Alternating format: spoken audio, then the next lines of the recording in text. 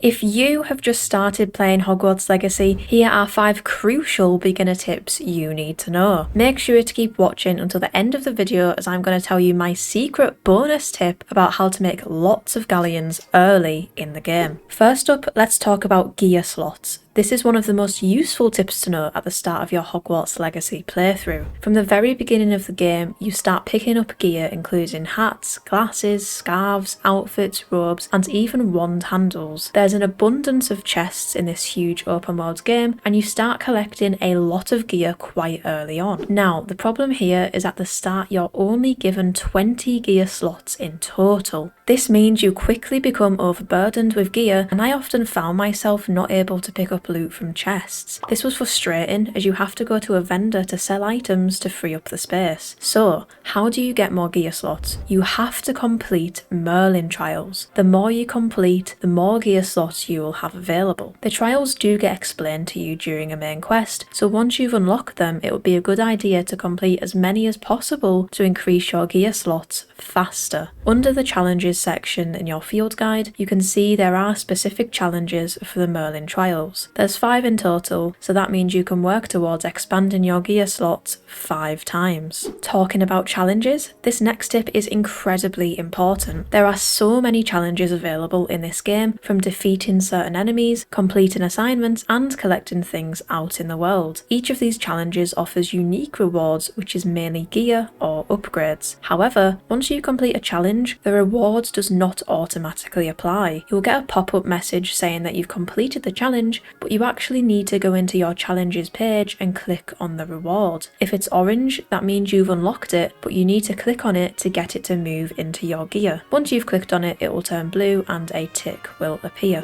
Tip number 3 is use Revelio. You learn this spell at the start of the game to help you find the missing field guide pages around Hogwarts. However, Revelio is useful for much more than this. You can use Revelio to help you see things whilst you're exploring. It's useful in helping you find chests that are awkwardly hidden, and it alerts you to nearby enemies. It's also incredibly helpful when completing Merlin trials and puzzles. It can highlight objects that you otherwise would have missed that you need to complete the puzzle. You can think of Revelio as your Witcher senses that give you that little bit of help when searching for things, so don't forget to use it more often. One thing that will definitely frustrate you as a beginner in Hogwarts Legacy is the puzzles. They are everywhere around the castle and they can be super confusing. Luckily, I'm about to explain how you can solve them. Firstly, you need to make your way to the divination classroom Floo-Flame located in the library annex. Turn right, and as you walk down the wooden path, you'll see this puzzle on your right. Go over to it and you can see this chalkboard that explains how to complete the puzzle. You also need to open this box as it contains the code sheet needed to complete the puzzles. To solve these, you need to work out the missing number in the equation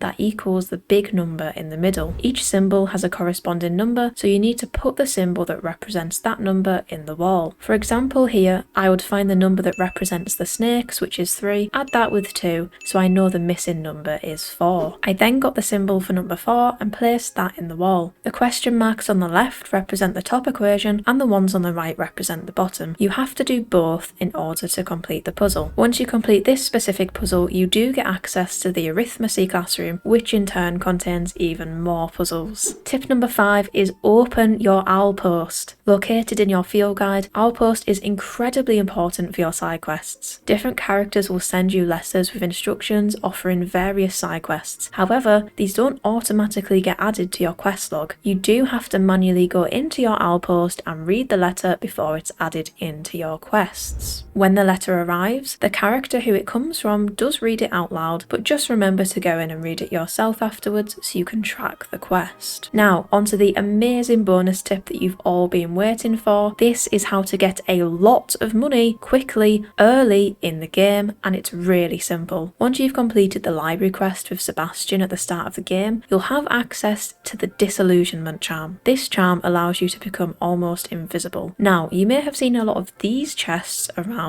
the map. These are disillusionment disillusionment chests. You can only open these chests if you are under the disillusionment charm. Remember, you have to cast the charm before you come into view of the chest. If the chest sees you, then you cast the charm, it won't work. Each chest gives you 500 galleons. A really easy way to make money fast early in the game is to open as many disillusionment chests as possible, and you'll soon see your galleons growing. And that's 6 incredibly useful beginner tips you need to know for Hogwarts Legacy. Let me know in the comments if you found these tips helpful. Please don't forget to like the video and subscribe to the channel for more Hogwarts Legacy content. Thank you for watching. See you next time.